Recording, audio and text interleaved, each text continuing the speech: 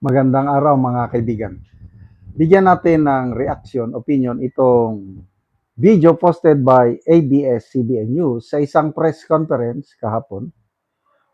Kinestyon ni Congresswoman Janet Garin yung pamamaraan ng defense panel sa pag-cross-examine sa mga testigo ng prosecution. Bakit mo questionin? Di ba? Kanya-kanyang diskarte yan. Para lumalabas, talunan sila sa nangyari sa day 5. Pakinggan natin si uh, Congresswoman Garin. Sa tanong, bakit kaya ganon ang mga tanong ng defense counsels? Kung titingnan natin, napakaklaro. Gusto nilang lituhin ang taong bayan. Kumbaga sa Bisaya pa, ganahan sila nga maglibog ang tao ba? Para kung ang tanaw ni mo, Lito, libog. Bisaya, libog, nalilito. Kailan kung Tagalog ng libog, iba na yon, di ba?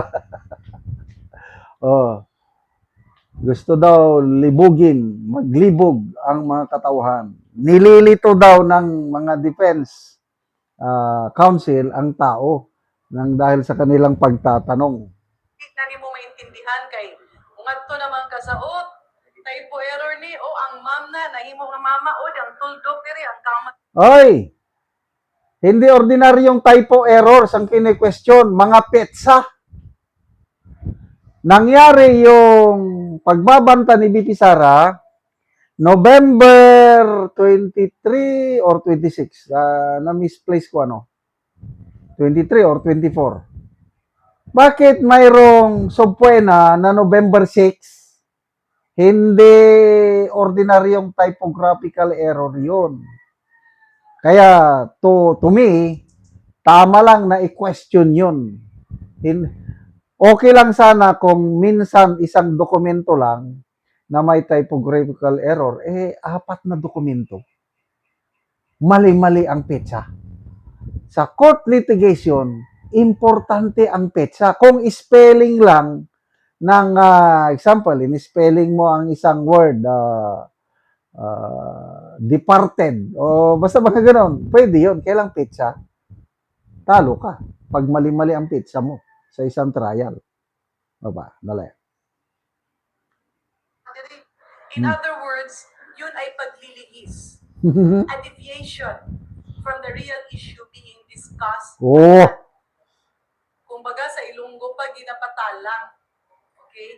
Sa Tagalog, nililihis. Ang ibig lang talaga sabihin nito is, the issue is there, malamang hindi natin alam, wala silang maibigay na explanation to refute dahil ang validity or ang pagkatotoo ng report ay nandoon. And Attorney Jeremy Lotok was... Ano ngayon? Yung sagot ng inyong witness, tinanong ng depensa, do you have personal knowledge that the Vice President has contracted an assassin? Anong ginawa ng witness ninyo?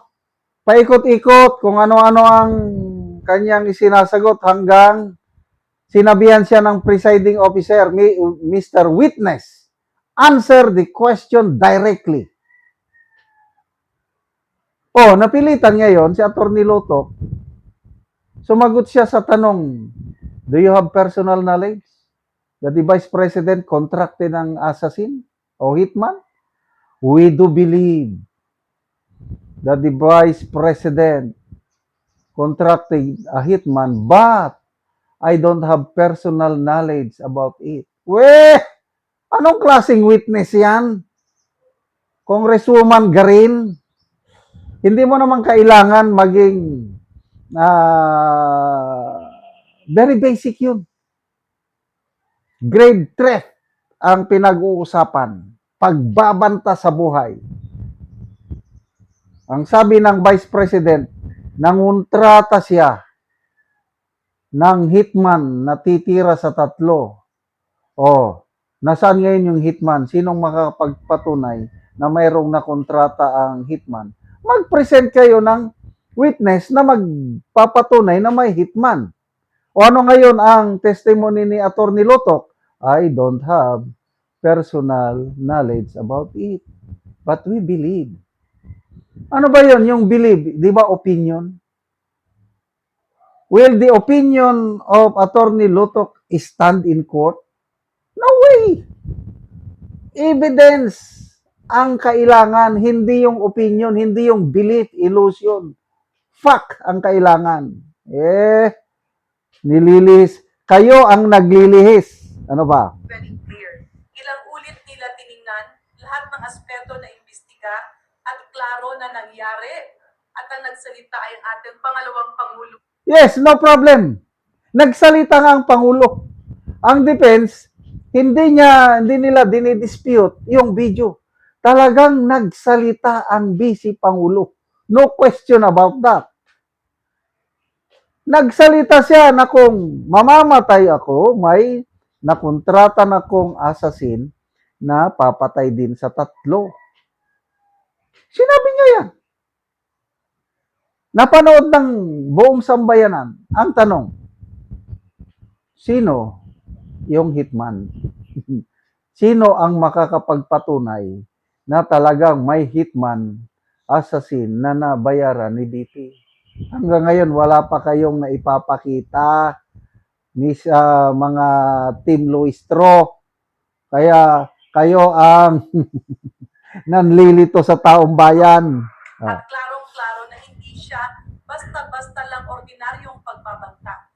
Ito ay pagbabanta ng pagpatay sa ating Pagbabanta, Sige nga, si US President Donald Trump, bago lang nagsalita, kung ma-assassinate ako ng Iran, nagbilin ako ng instruction, may instruction ako, bombahin nyo silang lahat. Ano ngayon yun? Kakasuhan din nila si President Trump. Meron pa, sino ba yon? Si Chris Aquino ata nagsabi nung may kaaway siya. Huwag kang babalik dito sa Pilipinas dahil papatayin ka ng pamilya ko. Mga ganun. Basta, sa isang iglap, sa tingin ko yung day 5, talo yung prosecution, nahugno o nag-crumble ang kanilang kastilyo dahil sa isang statement lang ng isang witness na wala siyang personal na kaalaman tungkol sa hitman na kontrata ni BP Sara. Talunan kayo, sorry na lang. Salamat mga kaibigan sa inyong pagsubaybay sa channel nito. Nakakatulong kayo ng malaki sa tribong Talanding ng Bukidnon dahil ang income natin sa channel na ito is pantulong po sa tribo. Namimigay tayo ng libreng yero at pako para makapagpatayo sila ng mas maayos na tirahan. Panoorin nyo ang video na ito. Muna ni sila ang natagaan og yero. So muna niyang gihatag sila nga yero. Salamat kayo sa Ginoo og nahatagan nami og sen makaatop na gyud me. O muna ni sila. Salamat pud kayo sa naghatag.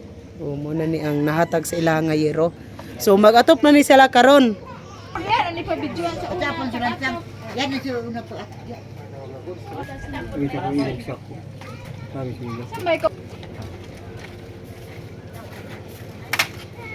So maupod ni ang mga lansang bahin-bahinon. Thank you so much.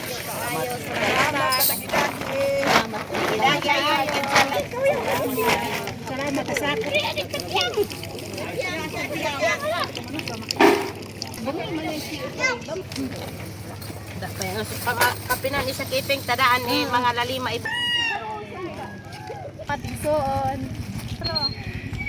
Og karon muna ni ang atop sa natagaan namo karon og yero. So dagko na gyud og buslot.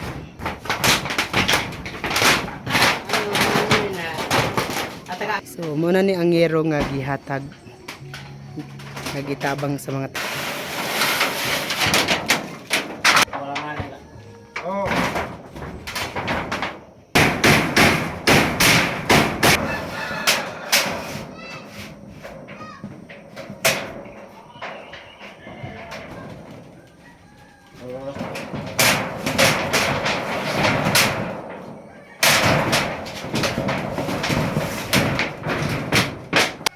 ug karon human na gyud sa pag-atop ang among ginatabang nga yero. So maayo na gyud nga tan-aw. Salamat kaayo. Pasalamatan ako ang labaw ang Ginoo og samot na gyud ang naghatag ani. Salamat gyud kaayo. Thank you. Salamat.